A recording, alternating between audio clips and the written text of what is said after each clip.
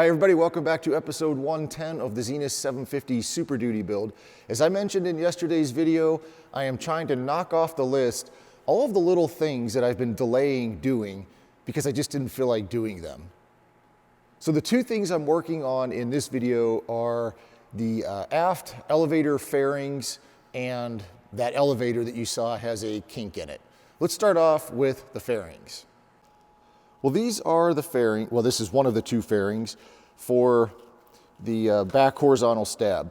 And they look really goofy when they're off the airplane, but when they're on the airplane, they have a really nice shape and really smooth things out nicely.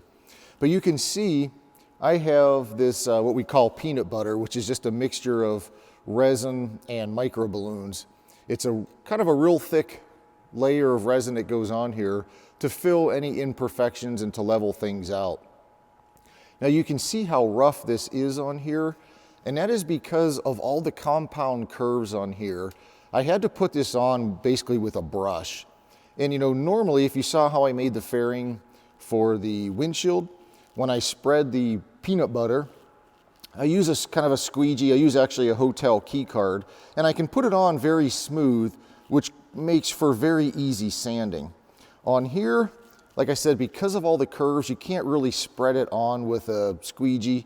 So I put it on with a brush, which makes it really thick and a lot of work to sand off. But eventually, when you put in the elbow grease, you can sand it smooth and you get a nice smooth surface like this. This one has a gray filler primer on it. And there's a few little spots on here that I need to touch up with a little bit of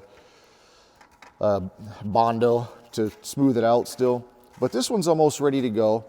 So what I'm trying to do is get both of these ready for paint because, as I mentioned before, I have a box of parts that are all ready for paint, and these are just two more parts I can add to that box. Now, of course, I also want to get my elevator ready for paint. And there's a couple things I have to do on the elevator to get it ready. First of all, obviously, is that big kink that I showed you yesterday that needs to be worked out or have that skin replaced. The other thing is, if you remember, the two hinge pins, I forgot to drill the holes in there for the cotter pin. And the only way to drill those holes is to remove that steel piece from the end rib and drill it. I got all of that done yesterday. Here's how I did it. In order to drill the hole in that pin, I need to remove the pin from the rib, which means I need to remove the rib. So I'm drilling out all of the rivets that hold this rib to the elevator. Once I break the top of the rivet off, the bottom will just poke through the bottom. Put a cleco in it, and then once I have all of the rivets drilled out, you'll see here in just a second, I'm going to remove this rib, and that gives me access to that pin, which is welded to a steel piece. And then I put it in a drill press, and I drill the hole. So guys, if you're building an elevator, do not forget to drill this hole before you install everything. Here's the cotter pin that goes through there. I am in the process now of replacing this skin so that I can get rid of this here. You can kind of see how big that kink is. And actually, I didn't notice before, but the kink is on the top and bottom side. And I'm not going to take this somewhere to try to get it removed.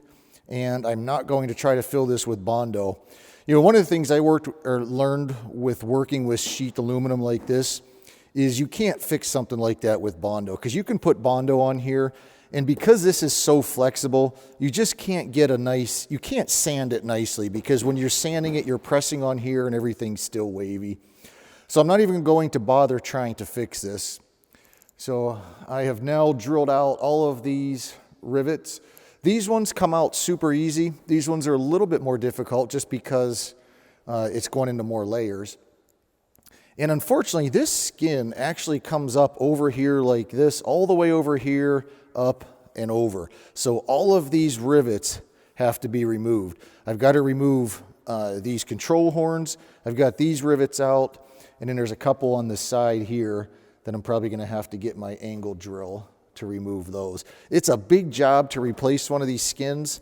Like I said on a previous video, I was just going to order a whole new elevator because I don't know what the cost is going to be for this skin, plus a couple hundred more rivets.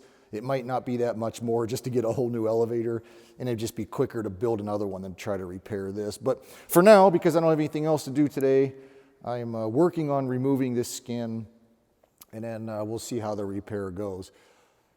Here is the current status of this elevator. You can see I have that skin removed, and I just need to call Zenith today and order a new skin and some rivets.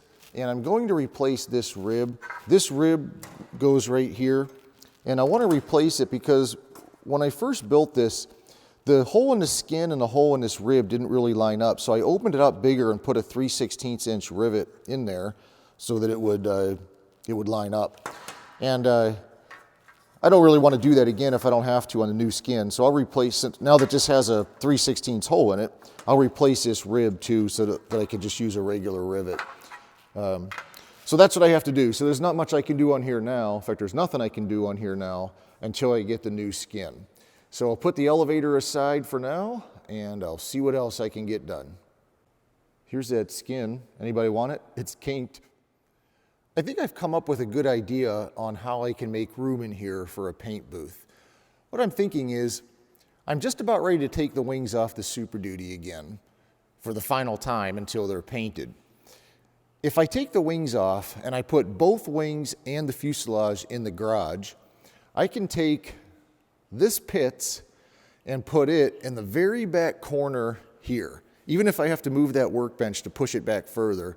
But if I put the pits in that back corner and then I move the cruiser over to this side of the hangar, then I'd have that side of the hangar free for the paint booth. And even if, I think it would still fit with the cruiser here, but even if it doesn't, I can always just move the cruiser outside while I'm painting. But that would free up a lot of room in the hangar. I could put up that paint booth again over here, and I wouldn't have to waste all winter. I'd be able to start painting. The only problem is I have to heat my hangar to do that, which costs a fortune. The hangar is very well insulated, but one of the problems is it has 19-foot ceilings. So all the heat goes up at the top, and all I have is that one little tiny fan, so that doesn't really work well. But the main problem is this door. It's trying to, imagine heating a building with 3 walls. This door is so poorly insulated, it's just, it's hard to heat the hangar. There's so much cold air that comes in here. The sides don't seal very well. The whole top doesn't seal at all. There's cold air that comes in there. And even this pink foam doesn't really help that much. The metal frame here is a big, I was gonna say heat sink, but opposite of heat sink. It just brings the cold air in here. So it just makes the hangar really inefficient for heating. I mean, I can heat this hangar to whatever I want. It just costs a lot of money to do it. You know, I'm thinking it's probably going to cost me $1,200 or maybe $1,500 to heat the hangar to the temperature I need it in order to paint for the next, say, 4 or 5 months during the winter. But I'm thinking that might very well be worth it because it puts me 4 or 5 months ahead. If I can go into the summer with almost everything painted, then it's pretty much just on to final assembly and mounting the engine and finishing some details. So I think I'm definitely going to do that. I just need to rearrange and get that paint booth set up. So I think for the rest of the day, all I'm going to do is sand this fairing down. So unless you guys want to sit here and watch me sand this, I guess I'll see you later.